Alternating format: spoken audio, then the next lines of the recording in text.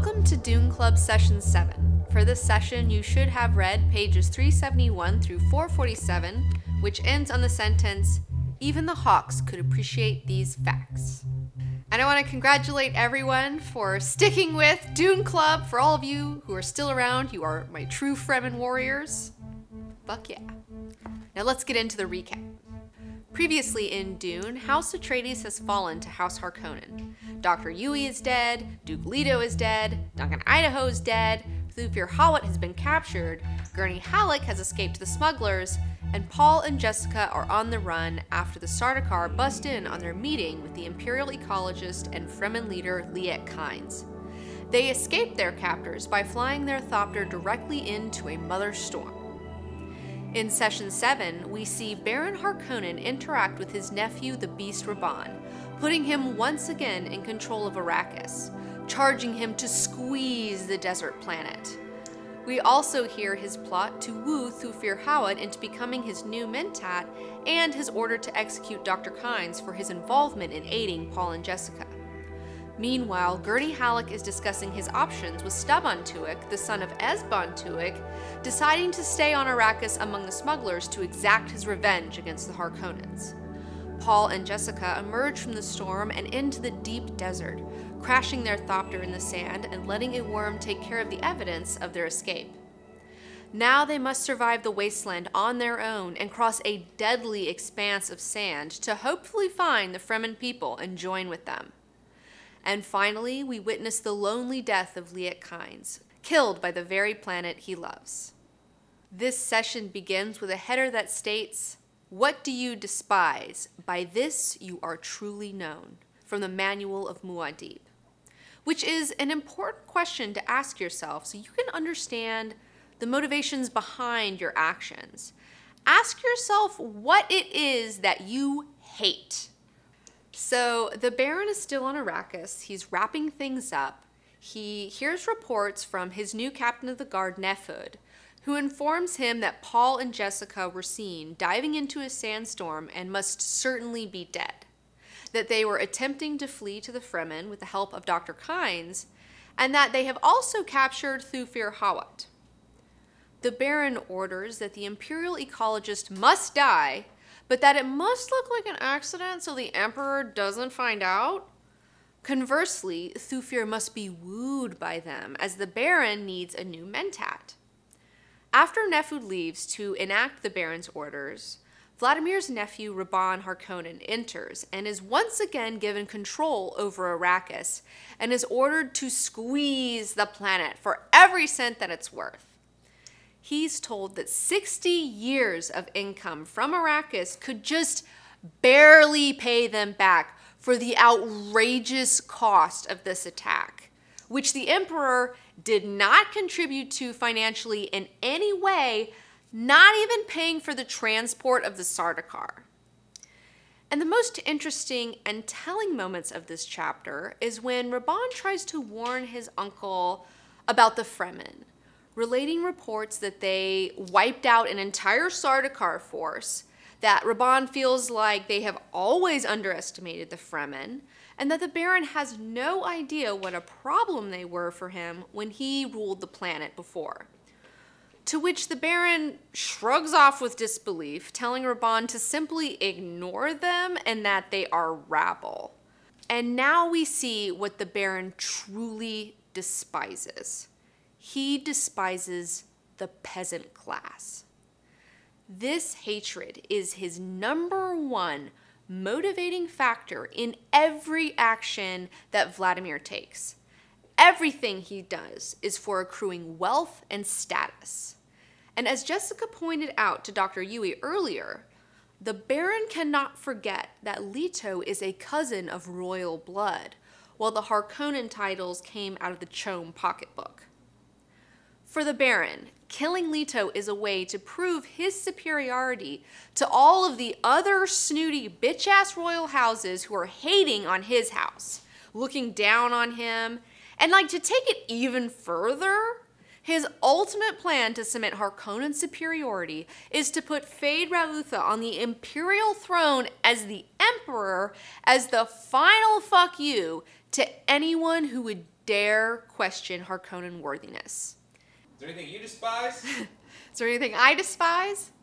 Well, I despise dogmas that create unthinking, where people hear these rules and they just go along with it without even thinking about it. Rules? You don't like rules? I don't like rules, and I go out of my way to subvert them just to show how fucking dumb they are. Like, I will go out of my... I will go out of my motherfucking way. Moving on. Gurney Halleck has led all that remains of the Atreides fighting force into safety among the smugglers, where he meets with Staban Tuick, who is the son of Esmar, who we met at the dinner scene earlier, and he's discussing his options with him. And my favorite part of this chapter is the wise counsel that Tuick offers Gurney, who wants to go out like guns blazing. Gurney wants to go out and kick some fucking Harkonnen ass. But Staban tells him, like, hold up a minute. A stone is heavy and the sand is weighty, but a fool's wrath is heavier than them both. Essentially, what he's trying to say is that he shouldn't go off half-cocked, and that if he's going to join the smugglers, that Gurney must play a circumspect game, that there are other ways of destroying a foe, and if he moves slowly, that his day of revenge will come. Staban also tells him that Rabban is taking over Arrakis, which seals Gurney's decision to stay on the desert planet so that he can settle a personal score with Rabban, who is responsible for the death of his sister and the ink-vine scar on his jaw. Gurney debates whether to stay on with Staban or to join with the Fremen, to which the smuggler replies that the only life the Fremen will offer him is the life of the hunted. The smugglers need fighting men and wish him not only to stay on with them, but also to try and convince his men to stay on as well, to which Gurney accepts, but only after he convinces him that the Harkonnens and he himself believe Paul to be dead. Now back to Paul and Jessica. They have ridden the storm for approximately 4 hours, and after finally finding their exit, they individually reflect on the power of the Litany of Fear to themselves. They end up crashing their thopter and run to nearby rocks while a worm takes care of any evidence of their escape, and while climbing down into a crevasse to pitch their still tent during the heat of the day, a sand slide buries Jessica and their pack. Now when this happens, Jessica puts herself into this thing called a Bindu Suspension, which is a kind of trance-like state where she remains immobile. There is a diminished responsiveness so that her body will use the minimum amount of oxygen to sustain itself so that she won't smother. And Paul digs her out. Then, afterwards, they must figure out how to get their pack out of the sand, which they do by making foam out of their compass power pack, spice, and some stillsuit water. To be 100% honest with you guys, I have a really hard time visualizing this scene. Like, I've always had a hard time with this scene, and I have no idea exactly what happens. But after they get their shit back, they pitch their tent, and Jessica goes into mom mode and insists that they continue his Bene Gesserit lessons in order to learn to have control over his prana, or musculature, starting with his hands. To which Paul is like, fine, he submits to it, thinking to himself that whatever's been done to him, he's been a party to it. Now, when they wake in the late afternoon the next day, Jessica shares a moment with Paul when he tells her that he finds himself enjoying the quiet of the desert, that it could be a good life here on Arrakis. And previously, Jessica saw this planet as a hideous place, as a fucking hellhole, but now she's beginning to see the beauty in it, that one could be alone without the fear of the hunter behind you. And what a wonder that is for them both after living in the upper reaches of the Frofalukes, like having to use poison snoopers at every meal, to be constantly aware of potential fuckery at every single turn. Like, finally in the desert, they don't have to worry about that. They just have to worry about the fucking desert, you know? You don't have to worry about some asshole So they gear up to travel across an expansive naked desert in worm territory to get to some rocks on the other side that have some vegetation, hoping to find the Fremen there. Now, Paul plants a thumper deep in the crevasse to confuse all the worms, and now they must walk without rhythm, which, by the way, is utterly fucking ridiculous. Like, I've tried it, okay? Like, I want you to fucking try it. Like, seriously, try to walk without rhythm. It's a mind fuck. Like, it's insane. Anyways, so when they're crossing, they accidentally hit some drum sand and they attract a worm, okay? And they're just like, holy fuck. They must make a run for it.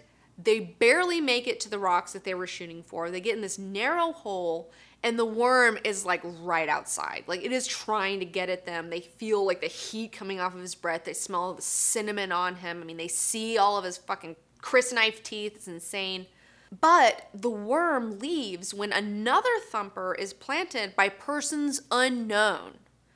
And in this instant, Paul has crossed into a zone of time darkness where he has no idea what's going to happen.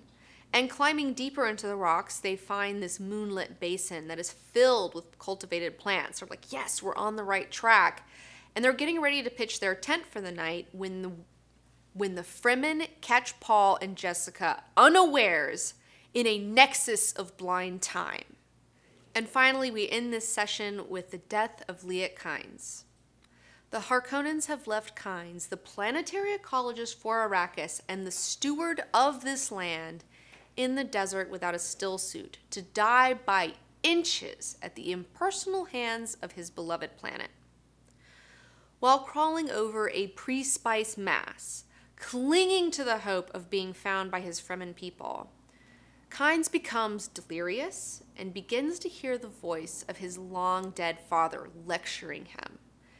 And in these moments, we see the genesis of the plan to make Arrakis a livable place.